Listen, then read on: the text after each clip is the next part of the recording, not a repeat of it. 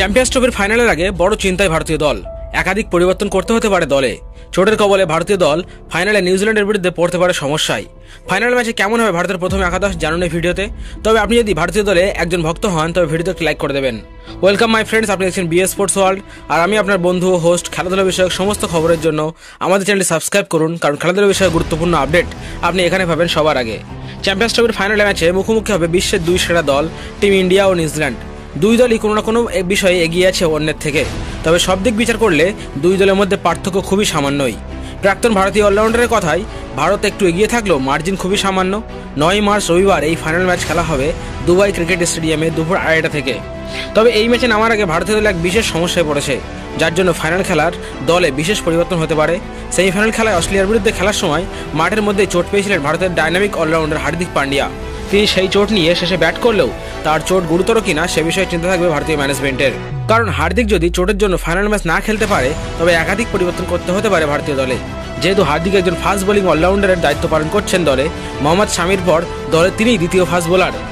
Power play শুরু থেকেই বল করছিলেন তিনি, তাই হার্দিককে না পেলে সেক্ষেত্রে ফাস্ট বোলার হিসেবে হর্ষিত রানা অথবা আর্শদীপ সিংকে দলে নিতে হবে।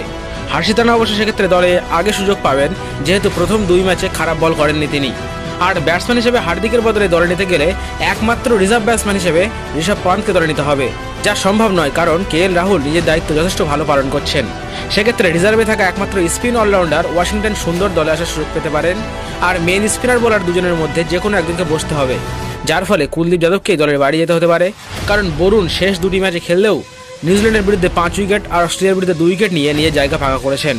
সেক্ষেত্রে ভারতীয় দল এমন হতে পারে: ব্যাটিং অর্ডারে রোহিত গির ওপেনিং করে, মিডল অর্ডারে 3 ও 4 নম্বরে বিরাট ও শ্রেয়াস আয়ার, 5 নম্বরে অক্ষর প্যাটেল, 6 নম্বরে কেএল রাহুল, 7 ও 8-এ জাদেজা ওয়াশিংটন সুন্দর এবং শেষে 3 জন হর্ষিত রানা, শামি ও বরুণ চক্রবর্তী। তবে হার্দিক যদি চোট ছাড়িয়ে উঠে ফাইনাল ম্যাচ খেলতে পারেন তখন ভারতীয় দল চাইবে না যে জয়ের মোমেন্টামে শেষ 2 ম্যাচে যে দল খেলেছে সেই দলে কোনো প্রকার পরিবর্তন হোক। সেক্ষেত্রে সেমিতে অস্ট্রেলিয়ার বিরুদ্ধে খেলা সেম একাদশ নিয়েই ফাইনাল খেলতে নামবে ভারত। তো বন্ধুরা, আপনারা কি মনে করেন ভারতীয় দলে কি কোনো পরিবর্তন করা উচিত? আপনার মতামত কমেন্ট করে জানান আমাদের। আর আপনি তো দেখছেন, ভিডিওটি শেয়ার করে অন্যদের দেখার সুযোগ করে দিন। নেক্সট ভিডিওতে আবারও আসছে গুরুত্বপূর্ণ কোনো আপডেট নিয়ে। Till then, bye my friends.